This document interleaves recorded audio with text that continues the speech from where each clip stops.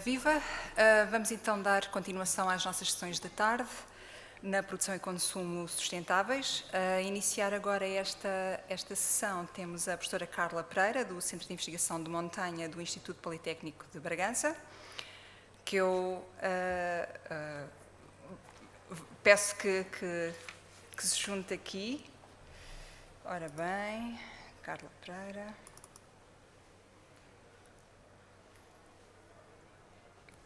Ok. Muito obrigada.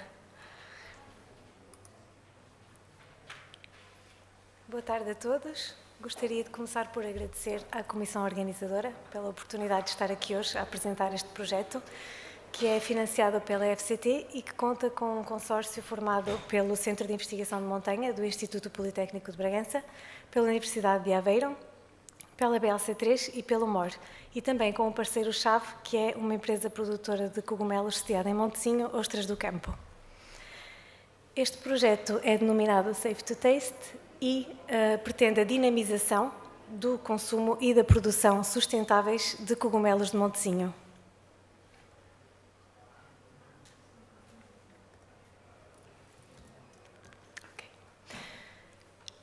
Para quem não conhece, o Parque Natural de Montezinho tem cerca de 75 mil hectares e esta zona de montanha tem um património micológico único. De entre os cerca de 200 cogumelos comestíveis do parque, muitos deles são consumidos desde a antiguidade, não só pelo seu sabor, mas também pelo seu valor nutricional. No entanto, apresentam uma disponibilidade bastante limitada devido a vários fatores, entre eles a sazonalidade e as condições meteorológicas. Tudo isto é também muito agravado pelas alterações climatéricas que se fazem sentir. Para além disso, práticas insustentáveis da apanha de cogumelos e também o comércio ilegal das espécies mais apreciadas e de maior valor comercial têm também contribuído muito para um impacto negativo no ecossistema e também na economia regional e nacional.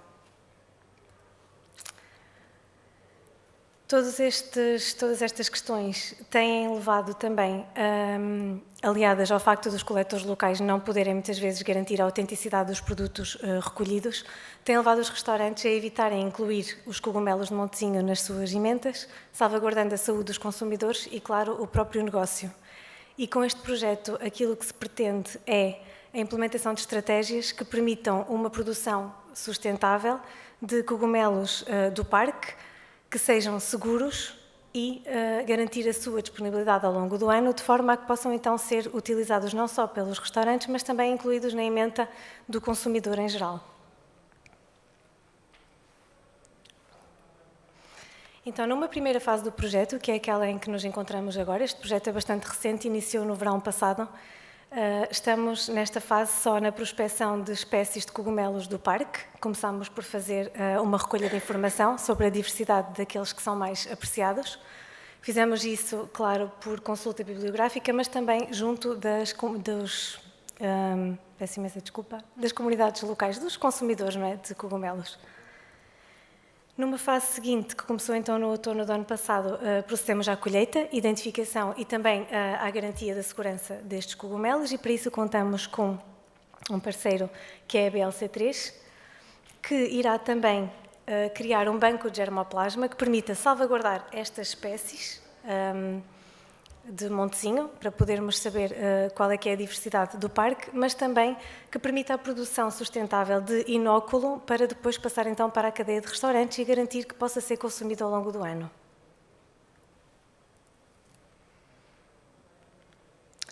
Nesta primeira fase fizemos já 7 saídas de campo, desde o outono, fizemos no outono, no inverno e na primavera, e conseguimos 196 porocarpos, que foram já georreferenciados, fotografados e amostrados para processamento laboratorial, isto é, para identificação e estabelecimento do banco de micélios. Estes 196 correspondem a 93 espécies ou géneros diferentes de cogumelos e que estão atualmente estabelecidas 35 espécies, de entre estas 93, no banco de micélios da BLC3. Destas, 22 correspondem a espécies sapróbias e, de entre elas, 9 são comestíveis. Claro que para a criação do banco de germoplasma interessam-nos todas as espécies, sejam elas comestíveis ou não, porque é uma questão de recolher a biodiversidade, mas para depois passar à fase de produção para consumo, temos mais interesse naquelas que são comestíveis. E estas são aquelas que se destacam. Dentro das micorrízicas temos a Amanita cesárea, a Hydnum repadum, a Lactários deliciosos, a Cantarelos cibários e a Hydnum refrescens. Peço desculpa se não estou a dizer bem os nomes. Mas aquelas que têm mais interesse então para o projeto, como eu tinha dito, são as sapróbias. Entre elas podemos encontrar a Clitocibe nuda, Pseudoclitocibe ciatiformis e a Trametes hirsuta. Nesta primeira fase, são estes os cogumelos que temos já isolados. Numa fase seguinte, este primeiro ponto em particular já demos início, mas aos seguintes ainda não. Numa fase seguinte pretendemos então uma produção sustentável e para isso pensamos também na parte da preparação de substratos ser feita com material de limpeza da floresta, ou seja, o material de limpeza que resulta da limpeza das matas para evitar o risco de incêndio no Parque Natural de Montesinho vai ser recolhido e vamos produzir substratos de crescimento dos cogumelos que possam mimetizar o meio onde eles crescem naturalmente. A partir disso, faremos então a otimização da produção do inóculo fúngico, que já está também em andamento, e das condições de frutificação do cogumelo. E esta parte já será mais feita então a nível industrial, na tal empresa produtora de cogumelos Ostras do Campo, sediada em Montesinho, com o apoio do Laboratório Colaborativo Montanhas de Investigação, MOR, que vai então assistir, por sistemas de monitorização digital, a frutificação destes cogumelos de forma a garantir as melhores condições de umidade, temperatura, luminosidade, todos os fatores que influenciam o crescimento destas espécies. Numa fase seguinte faremos a caracterização das espécies, não só produzidas, mas também das silvestres, para poder comparar e perceber se existem muitas diferenças ao nível nutricional, de metabolitos secundários, da composição em polissacarídeos e também da bioatividade relacionada com efeitos de promoção de saúde. Para isso, contamos com o parceiro-chave da Universidade de Aveiro, para esta fase de caracterização de espécies. E, numa última fase, pretendemos também promover todo este conhecimento científico, não só o que for gerado com este projeto, mas também aquele que já existia até aqui e até mesmo das práticas de consumo comum destes cogumelos. E para isso pensámos então num selo, que é aquele que dá o nome ao nosso projeto, que é o selo Safe to Taste, que irá estar ligado a uma plataforma digital com toda essa informação, quer a nova, quer a que já existia, e que será disseminada junto de uma rede de partes interessadas, principalmente de uma rede de restaurantes, que poderá adotar este selo e incluir os cogumelos produzidos nas suas ementas, integrando roteiros gastronómicos que possam dinamizar o consumo destas espécies. Por fim, faremos também a promoção de uma gestão mais sustentável do ecossistema, no sentido de evitar todos estes impactos negativos, como eu referi, se fazem sentir. Para isso, iremos realizar sessões de micoturismo, educação micológica e irão também contemplar estas sessões princípios de micossilvicultura para as pessoas que estejam interessadas mais no cultivo de cogumelos em si e também outros aspectos legais. Infelizmente, em Portugal, isto não tem uma legislação muito específica, mas talvez seja um mote para um novo desenvolvimento nesse sentido. Por fim, gostaria de agradecer à entidade financiadora, claro, a FCT, mais uma vez ao Encontro Ciência pela oportunidade de estar aqui, a todo o consórcio envolvido neste projeto e também aos parceiros que têm dado apoio a esta ideia. Muito obrigada também a vocês todos pela vossa presença e atenção.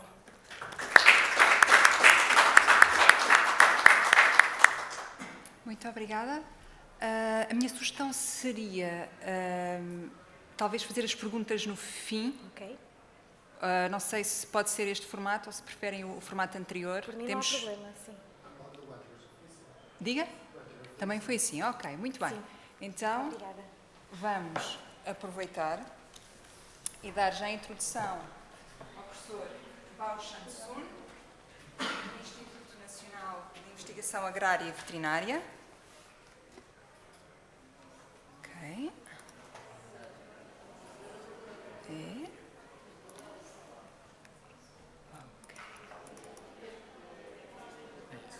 Muito bem, obrigada. Boa tarde a todos. Em primeiro lugar, eu gostaria de agradecer a comunicação da organização para me dar esta oportunidade em comunicar convosco. Sou investigador do INEAV. O título... Espera aí, ainda não mostrou? Então...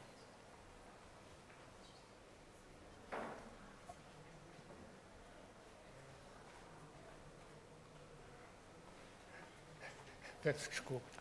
Então não mostrou aqui.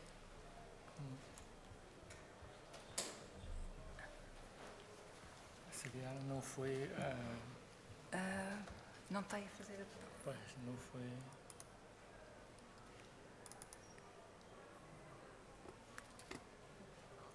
Ok, está aí o ícone. Será aqui? Não. Sim, agora sim. Muito obrigado.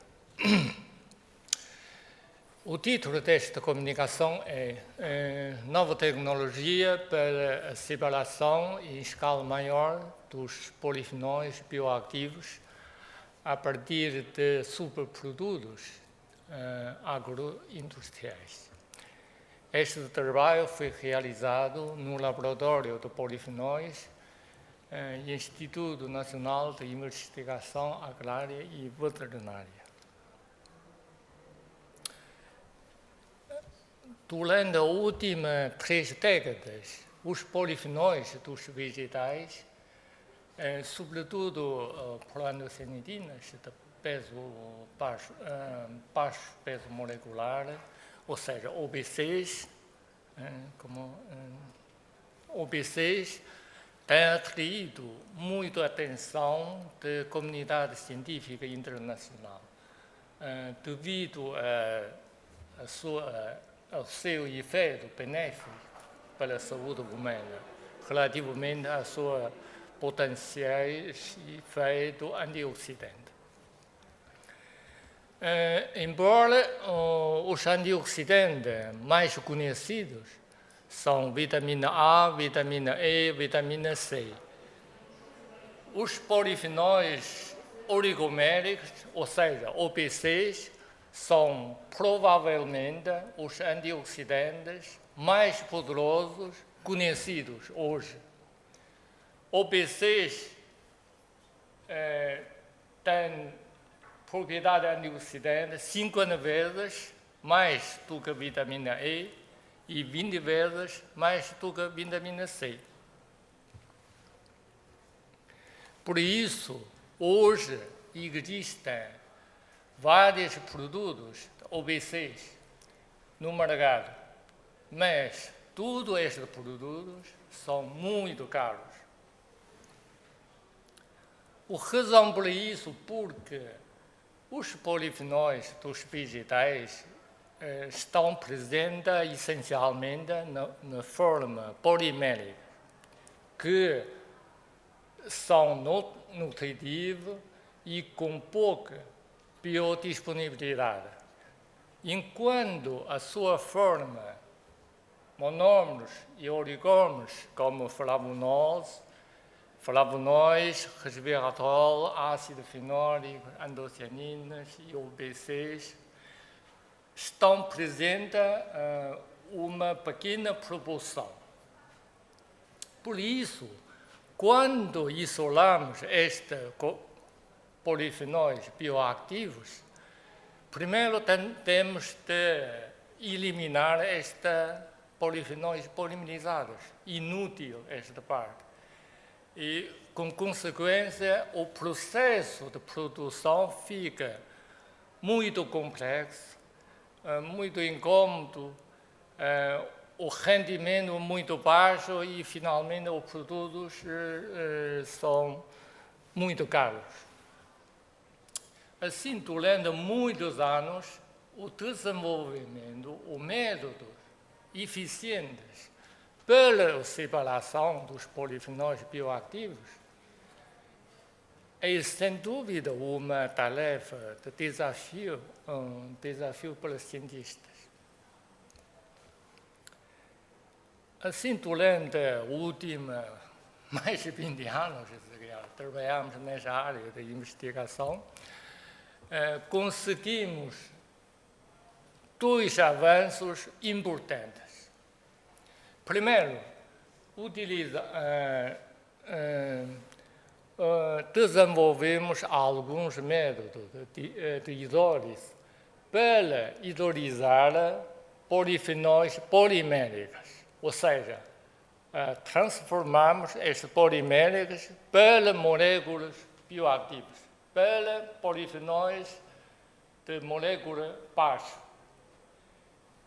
Por outro lado, esta mistura de polifenóis bioativos, utilizamos uma nova tecnologia, chama cromatografia contracorrente da alta velocidade, KLCCC. Utilizamos esta tecnologia para separar individualmente estes compostos bioativos em escala maior. Assim, obtemos vários tipos de polifenóis bioativos através da técnica que estabelecemos.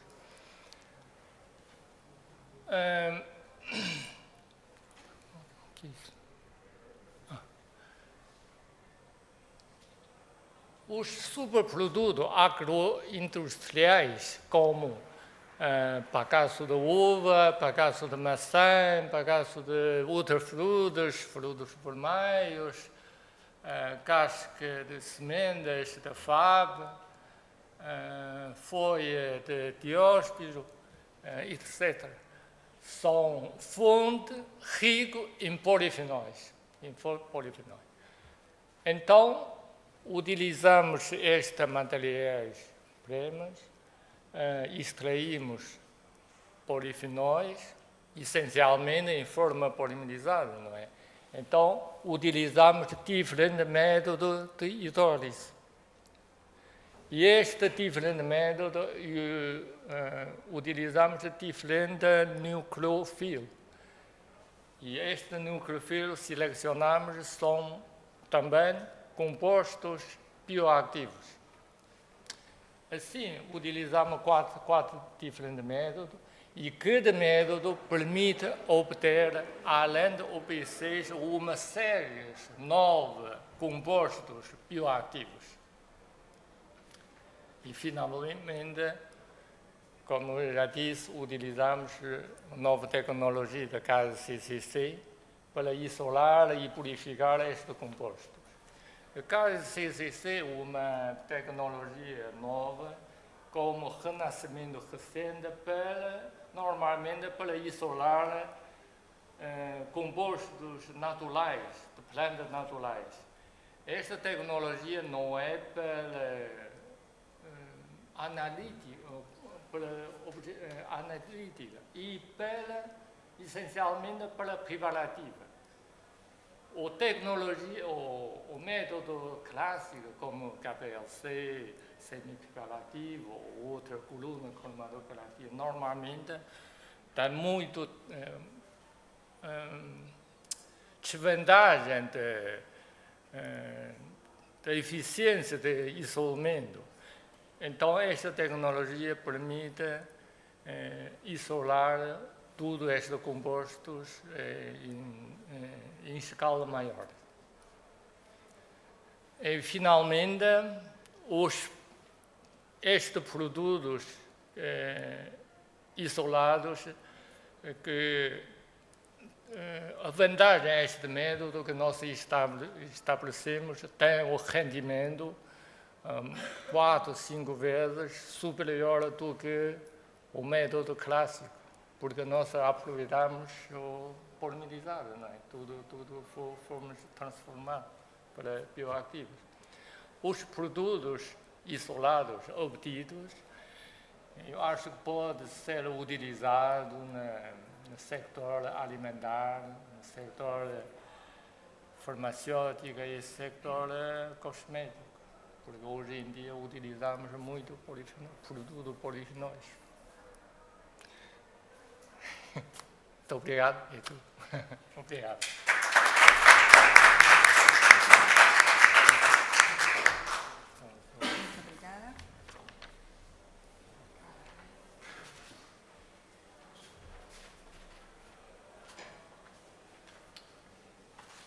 pedia então que seguisse o professor José Maria Santos, sim, do Centro de Estudos Florestais.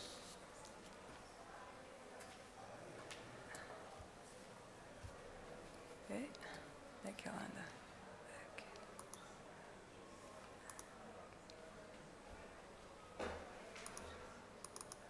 Ok.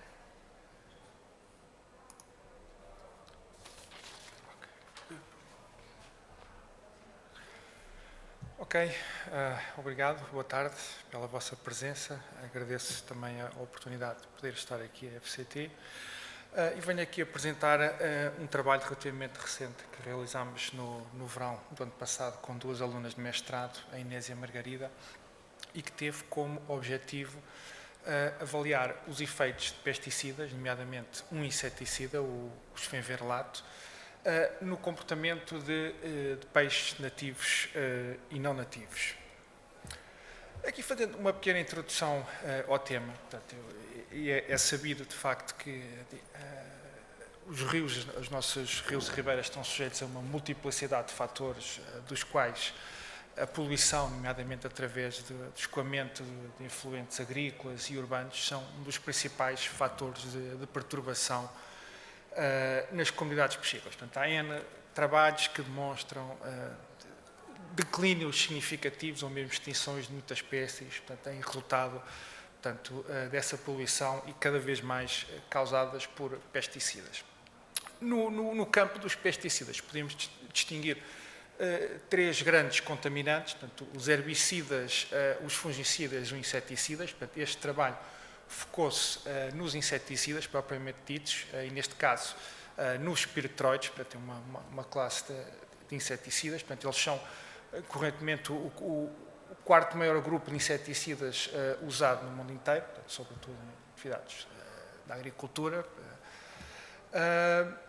E há N trabalhos que demonstram, de facto, os impactos diretos, letais, que muitas destas ocorrências têm nos organismos aquáticos. Portanto, os pesticidas estão lá, os inseticidas, ocorrem lixiviação, por exemplo, através de chuvadas, e depois esse escoamento, esse runoff, chega aos rios e tem esse efeito impactante nas comunidades piscícolas.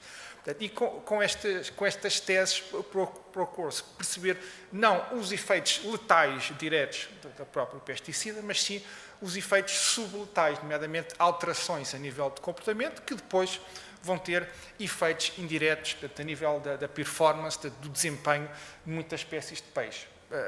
Por exemplo, a nível de procura de locais para a desova, para a alimentação, a capacidade de manterem a coesão de cardume para se defenderem de outros predadores. E, portanto, o objetivo foi, precisamente, compreender os efeitos de uma exposição de 2 horas, portanto, 2 horas ao piretroide esfenverlato, que foi o contaminante que foi usado neste trabalho, no comportamento de 2 peixes diferentes. Portanto, o baro, que é um dos peixes mais icónicos dos nossos rios, portanto, uma espécie nativa, portanto, está presente em praticamente todas as bacias geográficas, e o outro, portanto, que vocês veem aqui do lado direito, é chamado o ablete, o alburnes, portanto, parecem sardinhas, e que é uma espécie não nativa invasora, portanto, está-se completamente a disseminar com os nossos rios. Portanto, e nós procuramos saber o que é que a exposição ao inseticida provoca nestas espécies. Portanto, à partida, a nossa hipótese nula era o ablete, à partida, irá aguentar mais os efeitos do inseticida, por ser uma espécie exótica. Geralmente, estas espécies são mais tolerantes à poluição. Geralmente. Pronto, e foi isso que nós tentámos fazer. Portanto, aqui... desculpem. O segundo slide, materiais e métodos. Portanto, começámos por ir capturar os peixes no campo, portanto, em rios da bacia hidrográfica do Tejo, portanto, capturados por uma amostragem de pesca elétrica, portanto, muito pouco seletiva. Depois foram trazidos para o campus do Instituto Superior de Agronomia, onde ficaram a aclimatar durante 48 horas, portanto, às novas condições, com abrigos, filtros biológicos, verificação sempre da qualidade da água. Depois, então, esses peixes foram retirados, portanto, estamos a falar de conjuntos de 3 conjuntos, portanto, um conjunto para uma réplica de controle, portanto, sem a adição do pesticida, uma concentração baixa e uma concentração alta. Portanto, estes peixes estiveram naqueles contentores azuis com abrigos e pedras durante cerca de 2 horas, estiveram expostos a estas 3 diferentes concentrações.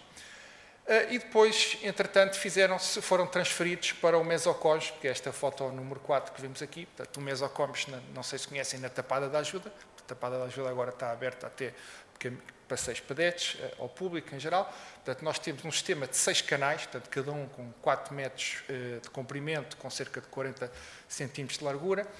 E cada um destes canais pode ser trabalhado de forma independente. Portanto, temos a montante destes canais uma nascente, que providencia água de boa qualidade. Essa água vai ter um tanque, que agora não se vê na fotografia, um tanque de cerca de 3 mil litros, e depois essa água é bombeada para cada um destes canais. Portanto, e os canais depois correm em circuito fechado, porque nós temos uma bomba debaixo destes canais e que vai recirculando a água neste sistema fechado. E então depois fizemos uma série de ensaios comportamentais, como aquela figura que mostra ali, portanto, o canal com 4 metros, portanto, na parte montante há uma rampa e depois um tanque de montante. E o que é que nós fizemos? Portanto, fizemos aqui uma série de ensaios, 3 réplicas, portanto, cada réplica é constituída por um conjunto de 4 peixes, que é o que vemos ali naquele desenho, não é? E durante um período de 60 minutos, portanto, ou seja, a cada 3 minutos, no intervalo de 60 minutos, ou seja, 20 vezes, nós fomos monitorizando diferentes métricas comportamentais. Portanto, que métricas é que foram esses? Foram a atividade de rotina, portanto, avaliada com aqueles 4 parâmetros, portanto, a descansar, a procurar, portanto, o comportamento de procura, comportamento de fuga e mudanças direcionais na massa d'água. Outra variável comportamental avaliada foi a boldness, portanto, a chamada ousadia, portanto, a propensão dos peixes em explorar novos ambientes. Portanto, reparem que, como é que os ensaios se ensaiaram? Portanto, os peixes estão aqui a aclimatar 10 minutos com a água a correr dentro desta gaiola e, ao fim destes 10 minutos, depois de estarem a aclimatar, esta grelha é levantada para os peixes se moverem consoante a vontade. Portanto, a água vem aqui neste sentido, está sempre a correr. Portanto, os peixes são organismos reotáteis, mexem-se contra a direção da corrente. E, finalmente, a última variável foi a coesão de cardume. Portanto, a coesão de cardume foi avaliada de acordo com aqueles 4 valores. Portanto, que não está nenhum peixe, os peixes estão todos afastados uns dos outros, até ao número 4, que todos os peixes estão próximos uns dos outros. Porque quando eu digo próximos, é à distância de um comprimento de peixe uns dos outros. Portanto, e foram feitas 3 réplicas para cada uma das 3 concentrações. Portanto, o controle, baixa concentração e elevada concentração. Em termos de resultados destas 3 métricas, portanto, o que nós verificámos foi que houveram diferenças significativas para a espécie nativa e não para a espécie exótica. Ou seja, no caso, por exemplo, do barbo, como nós vimos ali no gráfico da esquerda, no canto superior esquerdo, com o aumento da concentração de pesticida, nós notámos que houve uma maior proporção que os peixes tiveram em comportamento estacionário, portanto, não tiveram ativos.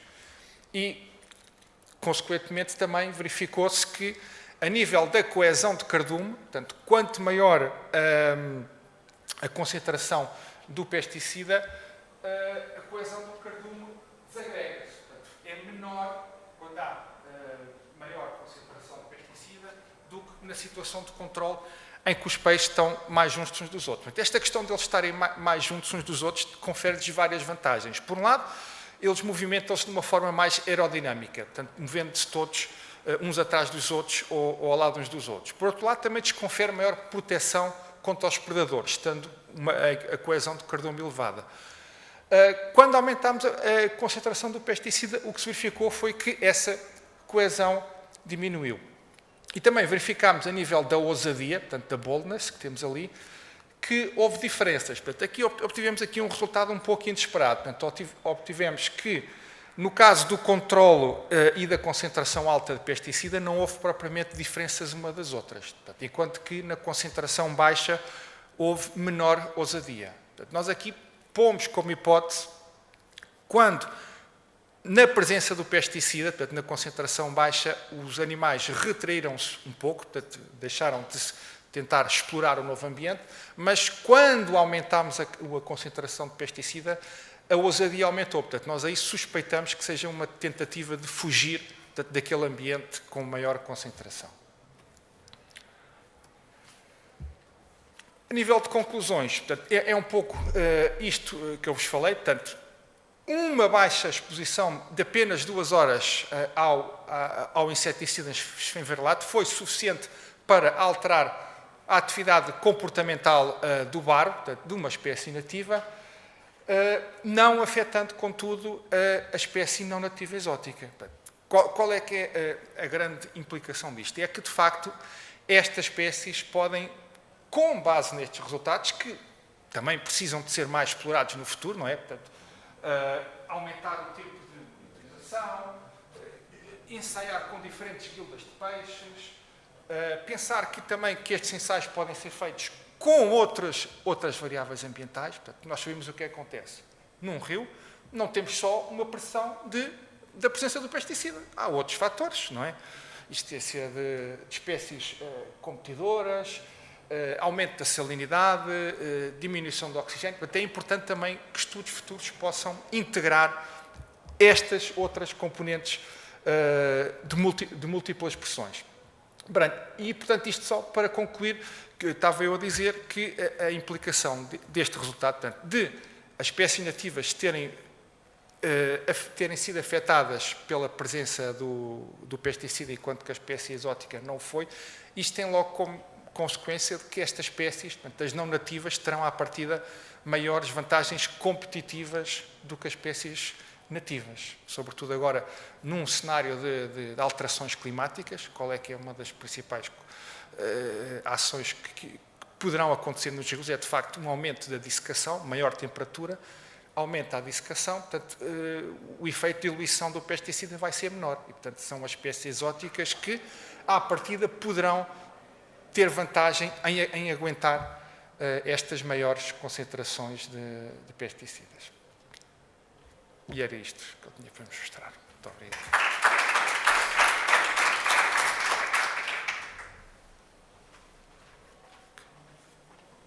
Muito obrigada. Vamos então agora seguir com a apresentação da professora Susana Gomes, do Centro de Estudos do Ambiente e do Mar. Ok, acho que ainda não conseguiu entrar nesta sessão. Então, passo então a palavra ao professor Raul Machado, do Centro de Biologia Molecular e Ambiental. Muito obrigada. Já agora. Eu posso fazer isso?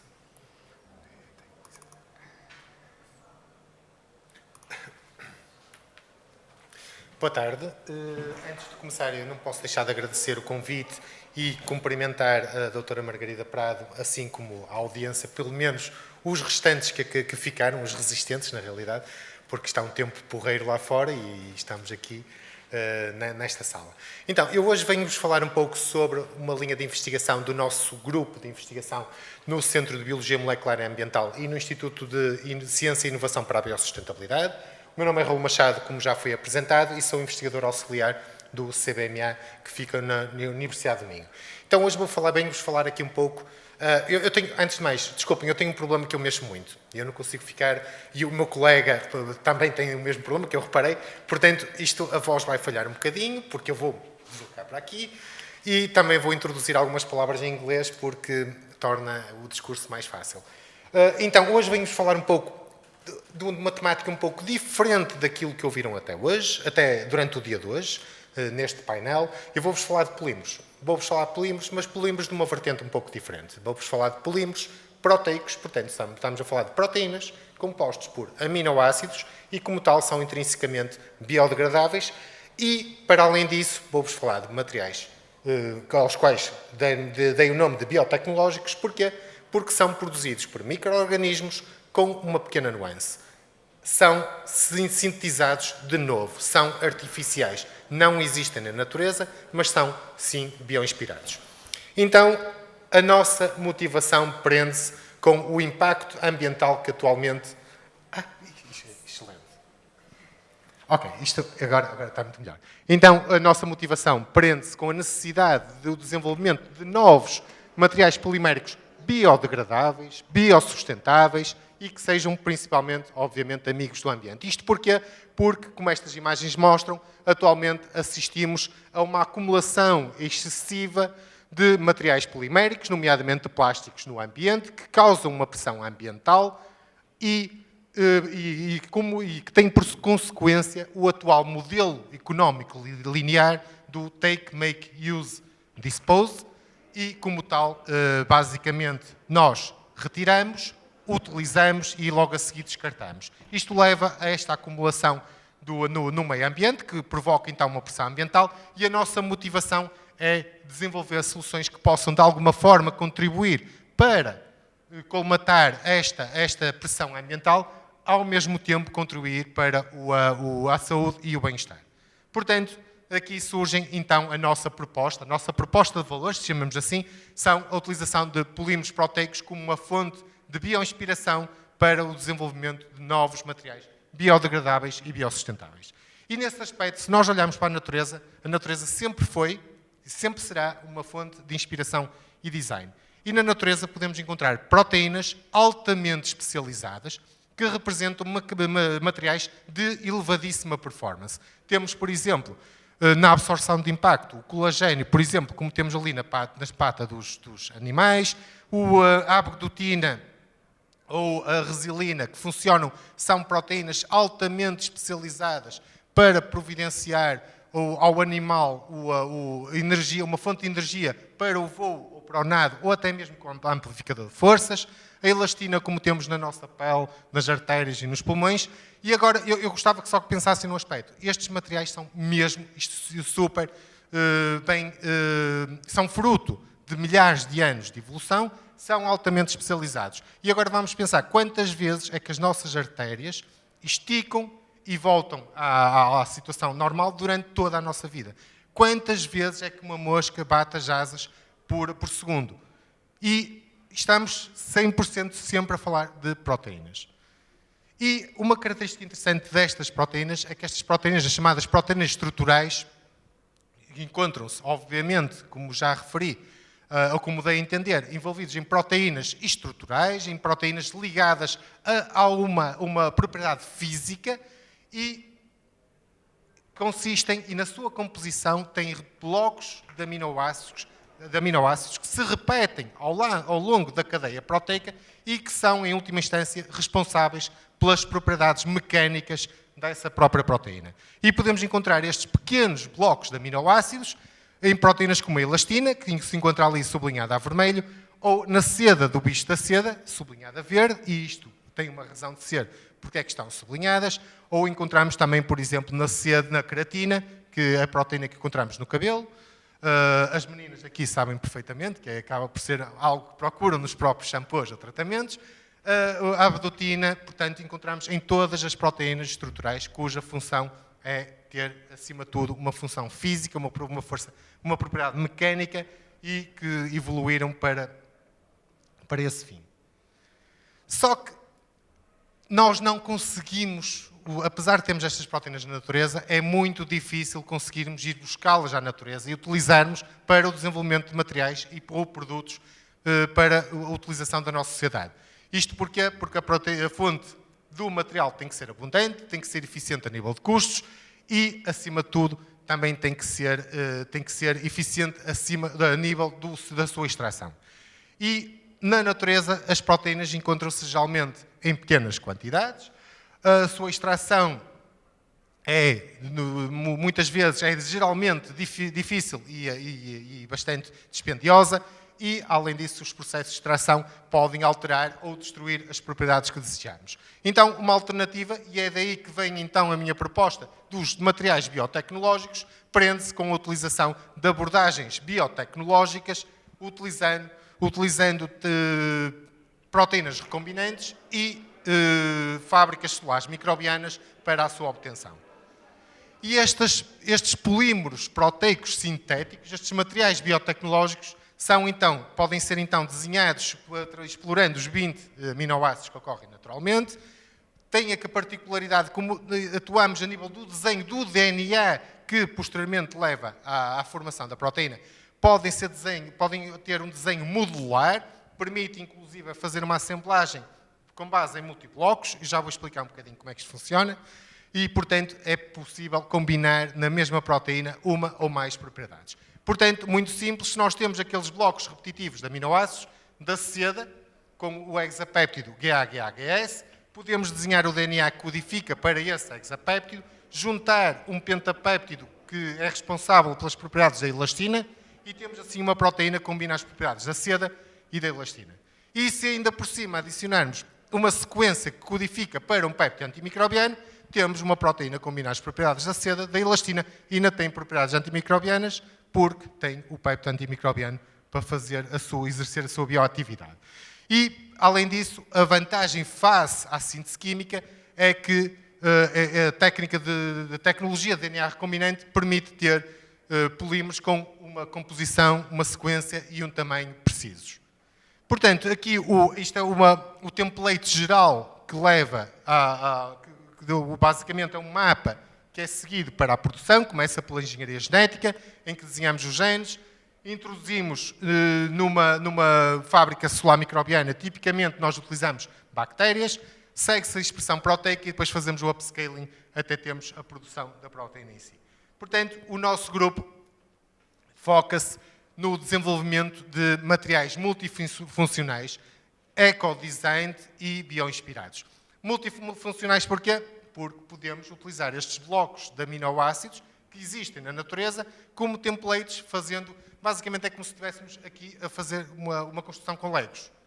Temos um lego, por acaso, inicialmente eu tinha aqui o exemplo de uma abordagem tipo lego, mas pronto, retirei, mas podemos imaginar como se fossem legos. Temos um lego para os blocos de seda, temos um lego para os blocos de elastina, temos um lego para os péptidos antimicrobianos, podemos juntar tudo e temos aqui uma construção. E para isso nós seguimos então uma abordagem biotecnológica e, acima de tudo, e aqui é importante a multidisciplinaridade, usando princípios de ciências dos materiais. Oh, caralho, tenho que andar rápido. Portanto, desculpem, foi mesmo.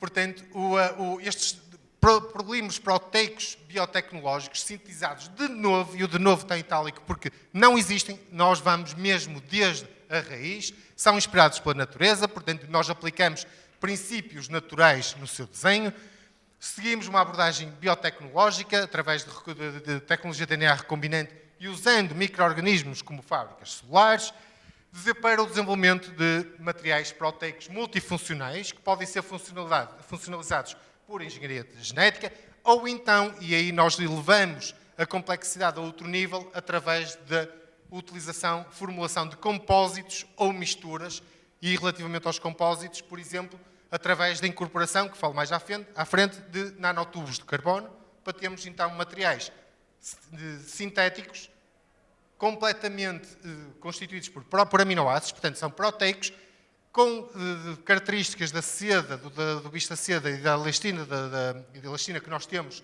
da elastina mamífera, desculpem, e que sejam condutores de eletricidade devido à presença de nanotubos de carbono. E uma das abordagens que nós não podemos, obviamente, deixar de lado é ter em conta as abordagens relacionadas com a sustentabilidade ecológica e económica que utilizamos nos processos. E para isso nós otimizamos as condições de produção através do uso, da utilização de resíduos industriais e também tentamos sempre otimizar as condições de processamento para minimizar o impacto ecológico.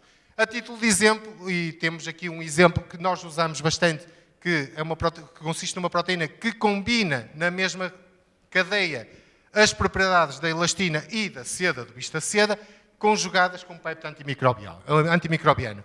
Então, mas temos também alguns exemplos, isto é só uma pequena mostra, com motivos de adesão celular, para aplicações de engenharia de tecidos, com enzimas ou até mesmo para aplicações mais específicas para a libertação controlada de fármacos. Mas neste caso em particular, focando só, usando a tropoelastina de mamíferos e a seda do bicho da seda como blueprint, conjugada com péptidos antimicrobianos, portanto, isto tudo a nível do desenho do DNA.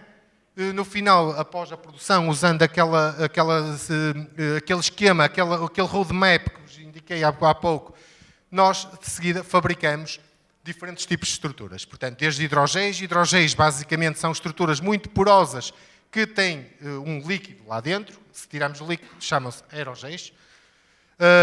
Nanofibras, nanopartículas e até mesmo filmes. Se, porventura, só um à parte, isto é muito importante, esta foto é real porque são as minhas mãos que estão ali, ok? Portanto, isto é mesmo um material produzido a partir da seda e da lestina. A nível das propriedades antimicrobianas, só a título de exemplo, estes materiais são altamente eficientes. Primeiro, exibem uma atividade antimicrobiana de largo espectro. Segundo, não têm qualquer tipo de citotoxicidade. Isto contestado com células humanas. E, além disso, não ao contrário dos antibióticos. E aí podem representar, têm um elevado potencial inovador, porque podem representar uma solução para tentar resolver a questão da resistência dos micro-organismos aos antibióticos. Porquê? Porque estamos a falar de péptidos antimicrobianos. E estes péptidos, a sua ação é a nível de estruturas conservadas dos micro-organismos. Estamos a falar de anos, de milhões de anos de evolução, em que estes péptidos foram evoluindo para atacar especificamente, salvo seja, indiscriminadamente, zonas conservadas dos micro-organismos, ao contrário dos antibióticos. Por fim, só a título de algumas propriedades. Estas fibras possuem um elevado potencial, como, por exemplo, a regeneração de pele. A ausência de citotoxicidade é transversal a todos, apresentam muito boas propriedades mecânicas e de molhabilidade.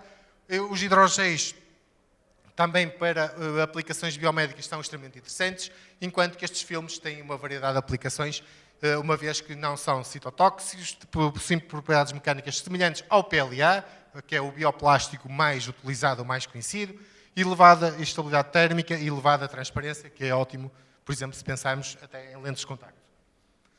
Portanto, a fazer um wrap-up de tudo, basicamente as propriedades deste tipo de materiais, em conjugação com a ausência de citotoxicidade e a versatilidade de processamento, levaram a que nós estendêssemos, como já referi, ainda mais este tipo, a aplicabilidade para o desenvolvimento de compósitos multifuncionais. E para isso nós conjugamos estes materiais com nanopartículas de prata para termos uma melhoria a nível das propriedades antimicrobianas, para o desenvolvimento de biocompósitos ativos através da incorporação de óleos essenciais, materiais piezoresistivos através da incorporação de nanotubos de carbono, materiais magnéticos através da incorporação de nanopartículas magnéticas, e isto é algo que nós neste momento estamos a explorar, que é fazer uma mistura com ácido polilático, ou PLA, para conferirmos atividade, ou seja, bioatividade ao PLA. Enquanto que nos anteriores estamos a falar em que estamos a introduzir um aditivo, um filler, neste caso em particular é o contrário. Estes materiais são os aditivos para misturar com o PLA com o objetivo de conferir propriedades. Por fim, e eu peço desculpa por me ter estendido um bocado, estes materiais biotecnológicos são sintetizados de novo, são bastante promissores para o desenvolvimento de novos materiais sustentáveis e amigos do ambiente, uma vez que são provenientes de fontes renováveis, são 100% biodegradáveis porque são constituídos somente por proteínas, podem ser custom design, possuem uma elevada versatilidade de processamento e são biocompatíveis. Portanto, eco-friendly. E obrigado pela vossa atenção.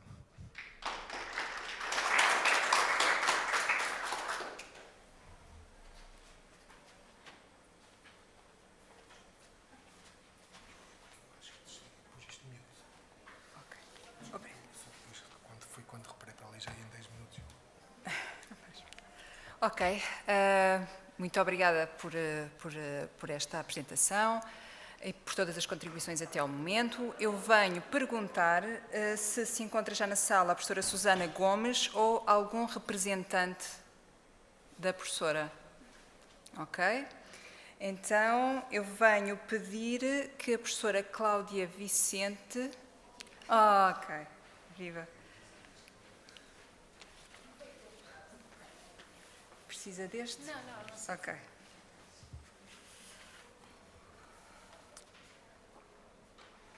Ok, estás aqui. Ok.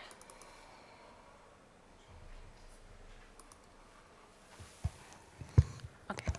Só muito boa tarde a todos. Muito obrigada por estarem aqui presentes, ainda aguentarem também. Obrigada, FCT, pelo convite. Eu hoje venho apresentar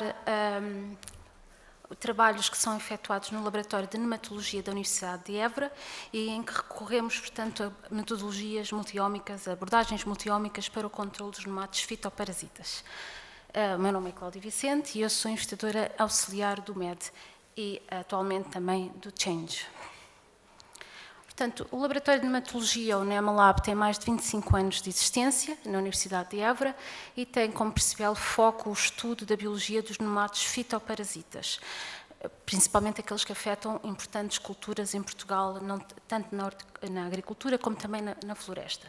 Nós temos diferentes linhas de investigação que estão aqui patentes, a taxonomia e filogenia, portanto, estudos de descrição de novas espécies associadas a diferentes ecossistemas, Plant Nematode Interactions, portanto, interação nemato-planta, que é aquilo que eu irei falar com mais especificamente nesta apresentação, onde tentamos perceber todo o mecanismo do parasitismo dos nematos em planta e como é que podemos utilizá-lo para os controlar, abordagens, portanto, a nível de microbioma e, portanto, interações nemato-micróbios e também biocontrole e fitoquímica, em que já foi testado, portanto, uma lista de compostos derivados de plantas da fauna portuguesa com efeitos nematicidas em principais nematos fitoparasitas. Ora, apresento-vos os dois nematos de interesse no nosso laboratório. Um deles, portanto, é o nemato das lesões radiculares, o Pratylenchus penetrans, tem ali a foto de família, macho, fêmea, juvenil e ovo. Ele é bastante importante, portanto, este grupo de root lesion é bastante importante porque ocupa o terceiro lugar, tanto no ranking mundial dos nematos fitoparasitas com mais impacto nas nossas culturas. E nós estudamos o impacto a nível da cultura da batata. Podem ver, portanto, as lesões radiculares, aquelas zonas necróticas, que portanto, é o resultado da presença do nemato, bem como a nível do tubérculo da batata, os sintomas que podem apresentar. O outro nemato, já é um nemato desde o início do laboratório, que é o Bursaphyllenchus xylophyllus. Não sei se vocês conhecem a doença da murchidão do pinheiro. A doença da murchidão do pinheiro já é bastante antiga e em Portugal foi identificado o Bursaphyllenchus em 1999 pelo professor Mota, portanto, responsável do laboratório. E nós estudamos tanto a parte de parasitismo como também das interações biológicas com outros micro-organismos.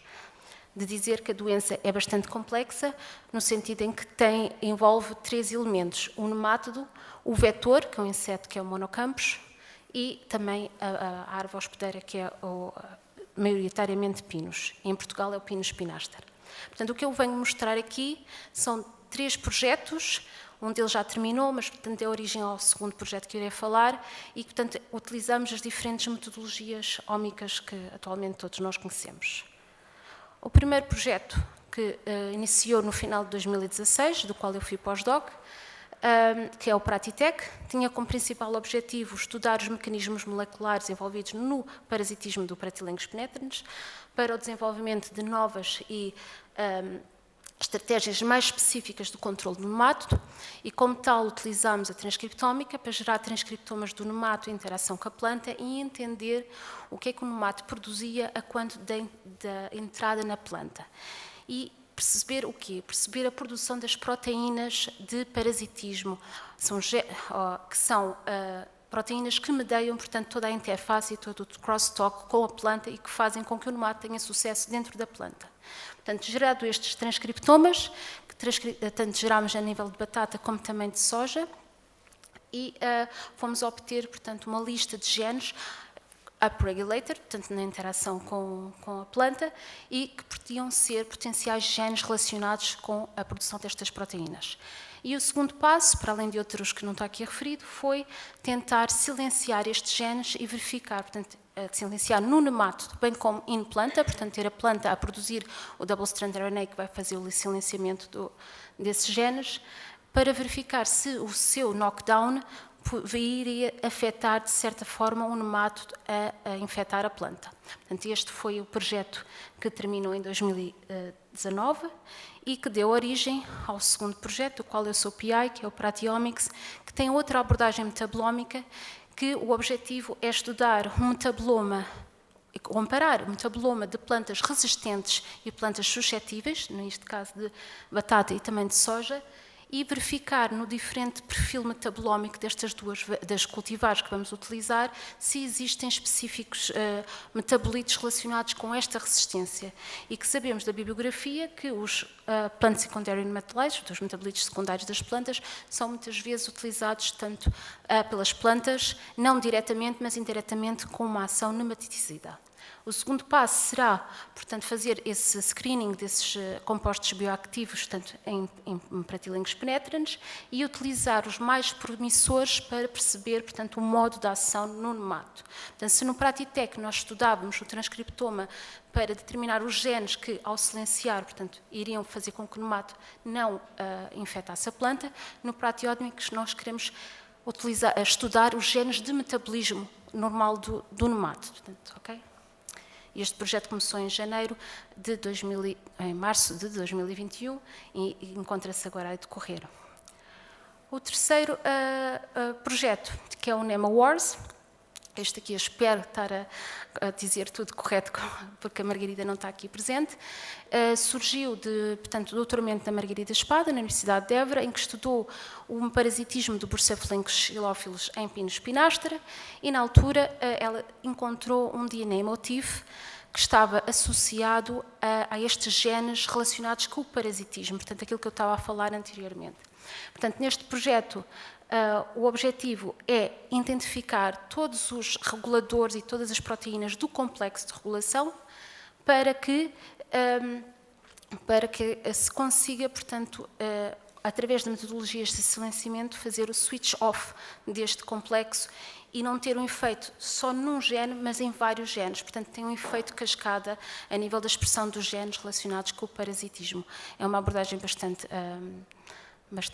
interessante e conta com colaboração de universidades que já têm, de certa forma, algumas das técnicas já a desenvolver. Se ficaram curiosos, nós temos 2 posters, podem procurar pelo nosso nome, e também a nível das redes sociais, portanto no Twitter, que vamos fazendo o update regularmente com alguns dos resultados do projeto. E, portanto, era tudo que eu tinha para falar.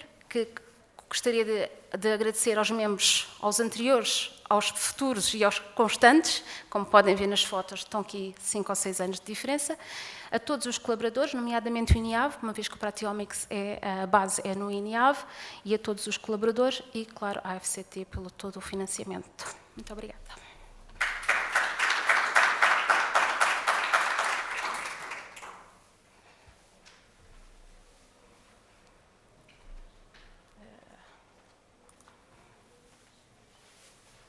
Ok, muito obrigada. Só quero fazer mais uma tentativa para saber se existe algum representante da professora Susana Gomes. Penso que não. Ok. Então, eu agora quero colocar um desafio, que eu espero que aceitem, que é para termos aqui uma conversa entre colegas e, se pudessem, sentar-se ali naquela mesa, todos que agora tiveram a apresentar, que acho que facilita mais. Pelo menos a mim facilita-me. Eu também vou para junto de vós.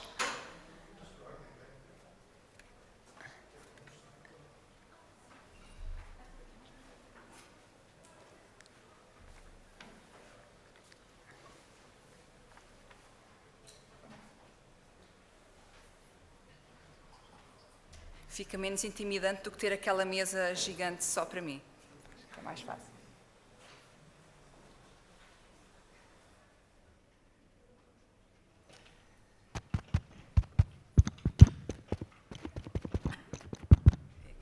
funcionar. Este não sei se está. Este aqui está a funcionar? Não. Este. Está? Está? Ok, ok. Ora bem, então nós tivemos aqui uma série de apresentações num tema que é bastante vasto, que é a produção e consumo sustentáveis. E tocámos aqui em aspectos bastante diversos. Por um lado, no setor agroalimentar, na produção e consumo de cogumelos de Montezinho. Passámos para o potencial dos polifenóis bioativos em diferentes indústrias, a dificuldade de escalabilidade e o rendimento inerente que existe agora nos processos e o que é necessário melhorar. Também tivemos nos efeitos do pesticida piretroide no comportamento de peixe de água doce nativos e não nativos. E ainda materiais biotecnológicos, portanto, polímeros proteicos de diversas aplicações em que se procura uma aproximação, uma nature-based solution em diferentes áreas, como atividades antimicrobianas, nanofibras, nanopartículas, filmes. E agora, por último, a abordagem aos nemátodos fitoparasitas que afetam as nossas florestas de pinho e algumas das nossas culturas. Portanto, temos aqui a questão da sustentabilidade, é uma questão muito ampla, implica questões sociais, económicas e ecológicas. E o que eu queria lançar aqui à mesa, de uma maneira geral, e cada um, obviamente, aborda do seu ponto de vista, quais é que são os grandes desafios para a produção e o consumo sustentáveis? Ok, eu vou ser direto. Okay. E começa tudo logo por uma questão de preços. O preço é o principal e temos que ver se neste caso, os consumidores estão sensíveis ou não a pagar mais por algo que seja sustentável. E a literatura diz que não. Portanto, isto aqui, a questão do preço, acaba por ser um fator fundamental para até esta transição para um comportamento, o consumo do que é sustentável. Na minha perspectiva, na minha opinião, isto tem que passar tudo por uma parte de reeducação do próprio mercado e por uma componente também o mercado tem que começar a habituar-se a ver estes produtos e a sentir, ou seja, em termos de marketing tem que ser transmitida qual é a valência destes produtos. Por exemplo, no caso da Carla, ok, de que forma é que efetivamente estes cogumelos podem trazer uma mais-valia, são mais saudáveis, o sabor é melhor, em termos de processo, houve uma economia a nível de CO2, houve uma pegada ecológica que diminuiu. Pronto, transmitir isto de uma forma, mas que seja perceptível por parte do consumidor. Porque, na realidade, ao final do dia, o que eu quero é comprar aquilo e que quanto menos pagar, melhor. Não é? E se for bom, então, melhor ainda. Portanto, acaba por haver aqui esta componente de haver uma resistência a pagar. Atenção, não estou a dizer que isto é transversal a toda a gente, okay? Mas, de uma forma geral, há uma resistência a pagar mais pelo que é sustentável. Portanto, passa tudo, mas isto acaba por ser, e agora já estou a fazer as perguntas e a responder ao mesmo tempo, isto acaba tudo por ser cíclico não, por ser linear, isto vai subindo. Neste momento, a partir do momento em que começam a adotar práticas mais sustentáveis, o que vai acontecer é que há uma habituação, há uma reeducação do próprio mercado e depois acaba por ser algo bastante normal. Eu encaro isto como se fosse a adoção do digital. Se não tivéssemos pandemia, garanto que neste momento não havia transmissões via Zoom ainda. Daqui a 5 anos, 6, 7, sim, haveria. Mas a transição para a Covid veio acelerar esta transição para o digital.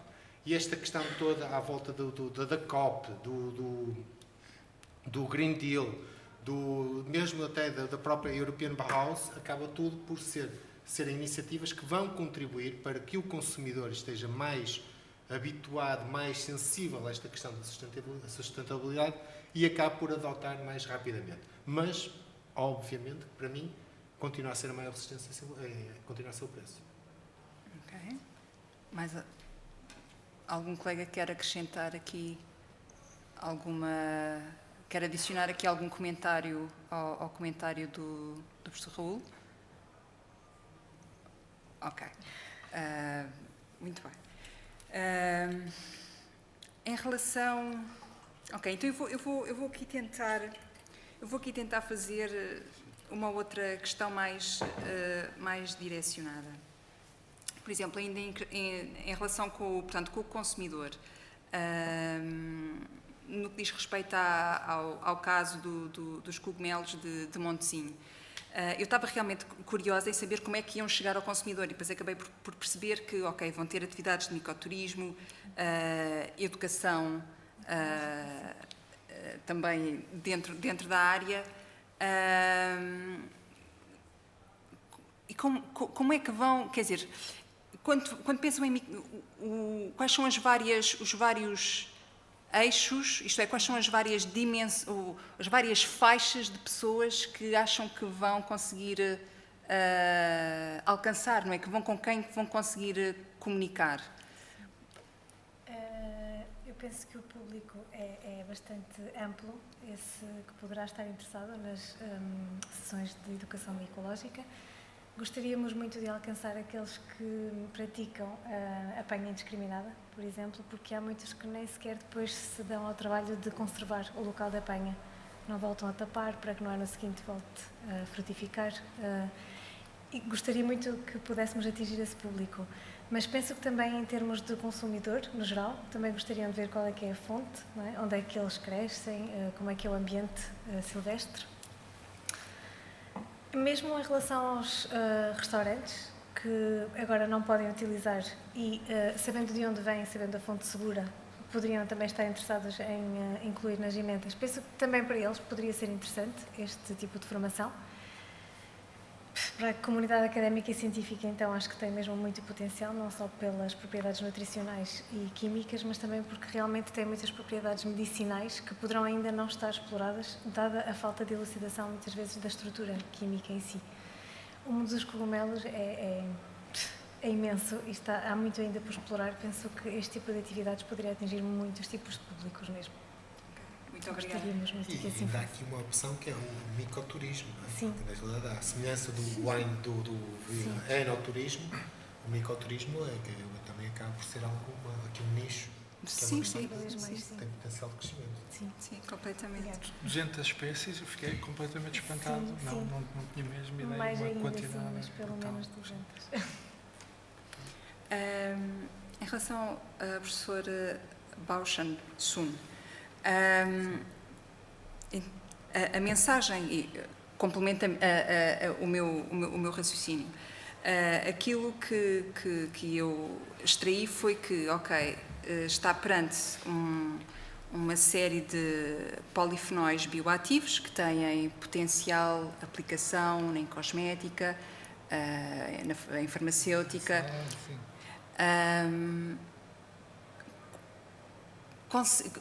A comunicação com aqueles que serão os potenciais beneficiários destes polifenóis tem sido fácil, difícil?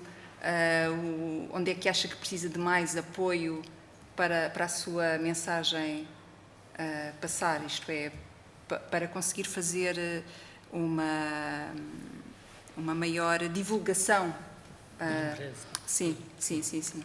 Eu acho que sim. Sim, claro. Eu acho que assim, o polifenóis, hoje em dia, nós já conhecemos, já começaram a conhecer. Na realidade, comparando com proteínas, ou polissacárido, ou outros polímeros, ligninos, polifenóis são conhecidos mais recentes, durante os últimos 30 anos. Antes não. Antes também, na comunidade científica e estudo, mas muito menos conhecido. Porque começaram a conhecer polifenóis? Essencialmente devido ao paradoxo francês. Porque o paradoxo francês eu quero dizer que nós conhecemos no ano 90 que o vinho faz bem à saúde. Por quê? Por causa de polifenóis. A partir de 92, a comunidade científica começar a conhecer, a começar a estudar profundamente nessa área. E assim, hoje em dia, existem muitos produtos. Estes produtos podem nos chamar produtos de polifenóis, mas realmente sim. Há 20 anos, por exemplo, Vichy, de França, já utiliza muito polifenóis para fazer a creme. O produto óleo para proteger o solar, e na alimentação utiliza polifenóis como antioxidante, e farmacêutico utiliza muito, por exemplo, resveratrol, você todo ouviu falar, não é? E já utiliza como um produto. Só que há uma coisa, eu acho que assim, nossa linha do nosso trabalho, nós trabalhamos sobre polifenóis polimerizados. Há mais, uma linha mais importante do nosso grupo de investigação. E esta linha, mesmo até hoje, pouca gente estuda. Por quê? Porque é assim, quem faz investigação, quem sabe, ninguém quer saber compostos com moléculas desconhecidas, não consegue identificar a estrutura e, finalmente, não consegue publicar. Ninguém quer.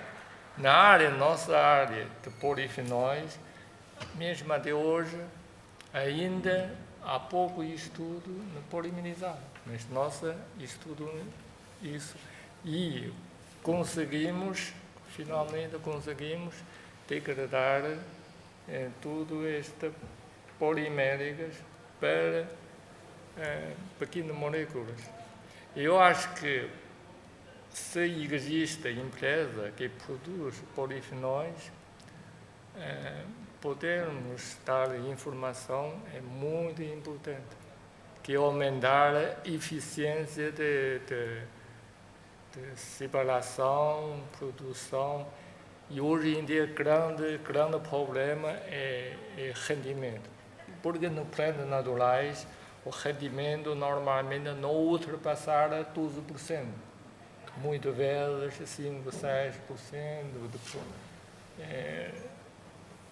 Porque como eu estava a dizer, eu chamo polifenóis bioativos, mas não é outra pessoa que chama assim. Toda a gente fala polifenóis, mas não diz polímeros, oligômeros, ninguém interessa, porque a maior parte são cientistas, querem estudar resveratrol, tem efeito benéfico, então existe no cogumelos, ou existe na uva, não sei o quê, é uma publicação, não interessa. Mas eu chamo bioativo porque eu acho que só estes são bioativos, a maior parte não. Posso colocar uma questão? Sim, claro. Eu tenho uma questão. Eu não tenho dúvidas que os polifenóis têm um elevado potencial, tanto que estão agora a começar a ser descobertos, a ser utilizados, e principalmente os polimerizados podem ter um potencial enorme como monómeros para a construção de novos polímeros, por exemplo. Sim. Okay? Mas a minha pergunta nem se prende com isso. A minha pergunta prende-se com o que referiu há pouco, relativamente ao rendimento. Sim. Porque os polifenóis, segundo sei, os polifenóis, e como basicamente todos os compostos secundários, os metabolitos secundários das plantas, estão sujeitos às condições de crescimento, estações do ano, onde é que cresce, como é que não cresce. E a minha questão é, alguma vez, algum processo, ou se fazem este estudo para uniformizar o crescimento, para no final terem standard aquela produção? Consegue? Sintética. Está a falar biossíntese de plantas. Sim, a síntese, por exemplo, durante o crescimento da planta, se conseguem standardizar os procedimentos de forma a ser, ok, eu sei que no final vou ter estes 2%, não vou ter 0,2%, ou vou ter 5%, não vou ter só 1%. Ou seja, é possível, conseguem ter esse... Eu não sei, eu estou a perceber bem a vossa questão. É assim, ao nível biossíntese, teste de compostos, polifenóis, já muito estudo, muito. A partir de CO2, síntese de glucose, depois, a partir lá, faz até chegar a monómeros de polifenóis, e depois vai sugerir esses monómeros, vai polimerizar. Mas a minha pergunta era a outro nível, era se durante o crescimento da planta, à medida que a planta vai crescendo, naquelas condições vai produzindo mais ou menos polifenóis. Exato. E se tem, ou seja, também depende das estações do ano. Exato. Muito. Do ano, do clima, tudo. E conseguem standardizar ou Qual uniformizar condições? estas condições para eu saber que, ok, vou ter... isto é mais um desafio relacionado com o rendimento, não é? Porque eu tanto posso ter 2%, como posso ter 5%, ou amanhã até posso ter 1%. Não é? Porque não consigo... Exato. É assim, nós trabalhamos essencialmente na área da viticultura e enologia. Agora, eu só falo desta área. Esta área tem viticultura, tem enologia. Não é? Nós trabalhamos na área de enologia e polifenóis. Então, a viticultura, também, às vezes, quando ela faz investigação também, uma parte ligada com polifenóis. O que eu sei, pouca gente estuda isso, porque isso torna um enorme trabalho, enorme análise, enorme, que nunca consegue sair. Pois. Este projeto nunca consegue sair ali. Ou todo cientista que trabalha na viticultura para estudar como formar polifenóis, como não sei o quê, e ele exige enormes amostras. E, finalmente, há pouco colaboração entre química de polifenólicos com cientistas de viticultura. E quem trabalha na viticultura, quando ela estuda polifenóis, só uma quantificação global, ou análise compostos mais conhecidos, mais fácil de detectar e mais profundo estudo, pouca gente trabalha. Ou seja, não conhece, não temos, não é condições standard. Mesmo este detalhado, conhecemos. Fica o repto, fica aqui feita... Isso é o problema mesmo da comunidade científica. Qual área importante que nós podemos estudar? Toda a gente quer, é fácil o resultado, atingir o objetivo. E este é um grande objetivo, mas toda a gente tem medo. Ok, muito obrigada. Ainda aqui na nossa mesa de conversa, para o professor José Maria Santos. Eu confesso que quando ouvi a sua apresentação, há um momento em que eu pensei assim, mas o que é que os peixes não nativos têm que os nossos não têm? Os peixes não nativos, geralmente, e de um modo geral, em termos globais, são muito mais tolerantes à degradação ambiental. Sítios, estamos a falar não só de águas lênticas, por exemplo, provocada, um rio, quando é construída uma barragem, por exemplo, temos uma massa de água artificial, logo, não havendo aí próprio uma sequência de habitats e de águas correntes, como é geralmente o que existe em termos naturais, não é? Quando temos aqui uma perturbação humana, estas espécies exóticas têm uma enorme capacidade de vingar dos novos ecossistemas. Portanto, eu estava aqui a colocar o caso das barragens, mas estas espécies conseguem aguentar perfeitamente a poluição são mais tolerantes, são mais plásticas, portanto, vingam melhor nos ecossistemas degradados. E não falo só a nível de peixes, falo um pouco no geral. Portanto, Sim, isso para mim constitui Agora, há aqui, de facto, investigação. Reparem que isto foi só feito em termos comportamentais, mas há outras estudos que, por exemplo, nós não abrimos o peixe para ver como é que era o estado dos fígados, a parte genética, esta parte que ainda falta explorar e que eventualmente pode trazer alguma novidade, alguma explicação a mais porque é que esta espécie, em particular, que é uma espécie altamente invasora, que está disseminada pelos... Sim. Só um breve parênteses.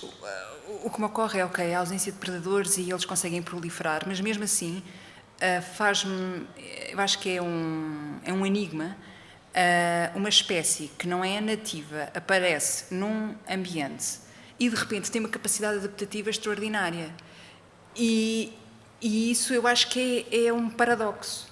É um paradoxo, porque não é? Porque está numa condição que é completamente diferente daquele que era a sua original. À parte da parte ecológica, não é? Das cadeias tróficas. A introdução de espécies exóticas é um dos principais fatores de perturbação a nível mundial. Estamos a falar de custos e de perdas de bilhões de euros e de dólares. Estas espécies de peixe, não digo esta em particular, mas a maior parte destas espécies de peixe não nativos, predam os ovos, as posturas dos indivíduos nativos, desvirtuam completamente a comunidade local que lá existe e depois, quando extrapolamos isto para uma escala maior, portanto, a nível de serviços de ecossistema, portanto, um pescador, aquela comunidade que geralmente ali sempre existiram trutas, barbos e bogas, e para termos espécies completamente desvirtuadas que levaram ao declínio, à extinção de muitas destas espécies, mas isto tem custos, depois a nível de áreas que são procuradas para turismo, para a pesca, mas são espécies, e sobretudo esta que vimos agora, o alborno, portanto, são espécies altamente invasoras, portanto, proliferam em condições de degradação ambiental. Gambúzias, por exemplo, eu costumo dizer que quando vão a um rio altamente degradado ou a zonas degradadas, portanto, a última espécie a desaparecer são as gambúzias, portanto, são aqueles peixinhos que vemos em muitas albufeiras e rios degradados, foram introduzidos em Portugal nos anos 20 para o controle da malária e que, onde existem, portanto, são as últimas espécies a desaparecer, pronto, são quase semelhantes ao alborno, portanto, em termos de tolerância. São as baratas lá do sítio. Obrigada. Em relação aqui aos nemátodos fitoparasitas, também, não é? No fundo, tem aqui algumas pontes em comum com os peixes de água não nativos.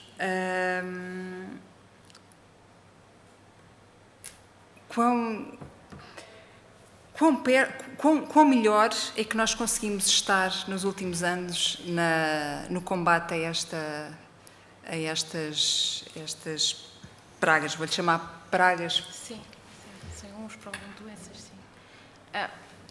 Agora as novas metodologias, novas tecnologias têm ajudado bastante.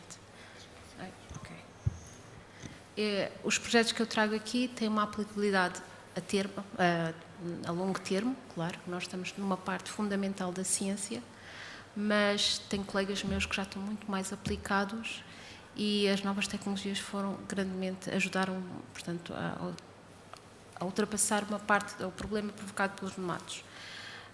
A questão é que é o awareness de toda a comunidade, porque as sintomatologias dos nematos fitoparasitas podem ser um bocadinho passar despercebidas e poder ser uma deficiência de azoto no solo ou outro tipo de stresses. E as pessoas, portanto, os pequenos agricultores, agora os meios já começam a ter mais conhecimento não, estão mais abertos a outras abordagens. E portanto, passam um pouco muito despercebidos. O nemato da madeira do pinheiro, por exemplo, supostamente, e segundo a bibliografia, ele é nativo dos Estados Unidos e foi detectado a primeira vez no Japão, E pensa-se que foi, portanto, todo o sistema da Primeira Guerra Mundial, da Segunda Guerra, etc. E, portanto, trouxeram um nemátodo para o Japão.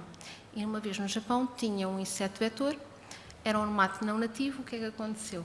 Foi-se as florestas do Japão, porque conseguiram arranjar, são muito mais destrutivos e conseguem ter uma adaptabilidade enorme. E, por sua vez, do Japão passou para a China, Coreia e depois veio ter a Portugal na altura da Expo. A nível atualmente, e um grande grupo no INIAB, para não fugir um pouco ao foco da sua pergunta, no INIAB existem grupos que estão a estudar a doença do nemátodo do pinheiro numa perspectiva muito mais aplicada, nomeadamente para controlar o inseto. Porque o inseto é que é o vetor do nemátodo. Portanto, se o inseto é controlado, o nemátodo para, que ele não vai por si só para as árvores, para as outras árvores. Portanto, nós também já tivemos a aplicação de, aliás, uma das linhas que eu apresentei de fenóis, polifenóis e toda a extensa família que está associada também na aplicabilidade direta, portanto, contra os nematos.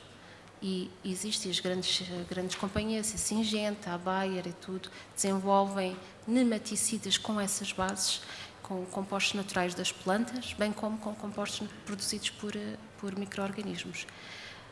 Vai ser difícil, é sempre difícil, mas cada vez está mais regulamentado e, portanto, eu creio que no longo, curto prazo, possa-se conseguir ultrapassar. Também as metodologias de melhoramento de plantas, nomeadamente as novas tecnologias que não estão agora em discussão se são OGMs, se não são, como o CRISPR, etc., vão permitir o melhoramento de plantas para poder também controlar e não conseguir ser afetadas por estes nematos fitoparasitas. Muito obrigada. Uma última questão para o professor Raul Machado. Houve um momento na sua apresentação que eu penso que captei que há uma utilização de resíduos industriais, alguns portanto, numa introdução à economia circular, só que eu não percebi de onde é que eles vinham e para onde é que eles vão. 7 minutos, no meu caso não foram 7, foi um bocadinho mais, mas não dá para muito, não é? É assim, isto, nós, como eu referi, são utilizados micro-organismos para a sua produção. E vamos agora de uma forma simples, encarar isto como se fosse cerveja. A cerveja leva o caldo de crescimento e temos lá a levedura a crescer. E aqui é exatamente igual. Nós temos um caldo em que o micro-organismo vai crescer. E esses caldos tipicamente têm altas concentrações de glucose, têm imensos nutrientes, como vitaminas, etc., que elevam o custo de produção. Portanto, eu para produzir 1 litro, 200 litros, que seja, por exemplo, de cerveja, se o caldo for caro, a minha cerveja vai ser mais cara. Obviamente. Se eu puder usar compostos mais baratos, sai mais barata. Então, uma das estratégias que nós temos usado para numa perspectiva de economia circular e, ao mesmo tempo, de sustentabilidade económica, é a utilização de subprodutos ou resíduos, resíduos, isto porque a diferença entre subprodutos e resíduos é uma questão do que é que tem valor ou não, da indústria. E, por exemplo, temos utilizado para substituição de componentes que são bastante mais caros nos tais meios de cultura, que são os tais caldos de crescimento, e temos utilizado, por exemplo, o soro de queijo, o glicerol, o soro de queijo que vem da indústria de laticínios, não é? Mais precisamente da produção de queijo, o glicerol da indústria de biodiesel e o corn stiff liquor, que é basicamente um xarope de milho, que também é um resíduo para lhe dar aqui aquela fonte de carbono, aquela fonte de energia que os micro-organismos precisam para depois crescerem, basicamente a um custo muito residual. Só uma breve nota, nós usando como referência meios de cultura, os tais caldos para crescerem comerciais, temos uma redução de basicamente, se não tenho erro, era 4 euros por litro, neste momento estamos a 2 euros por litro no comercial, mas nós estamos à volta dos 0,5 cêntimos, portanto, estamos aqui à volta de valores mesmo muito residuais, tivemos mais de 8 vezes na redução de preço. Muito obrigada. Ora bem, eu penso que podemos dar por encerrada a sessão de hoje. Eu agradeço a todos os presentes e a todos os palestrantes pelas suas apresentações. Às 5h30, a sessão plenária, portanto, ainda têm tempo para interagir um bocadinho aqui no espaço. Agradeço a todos mais uma vez, muito boa tarde e até ao próximo Ciência. Obrigado.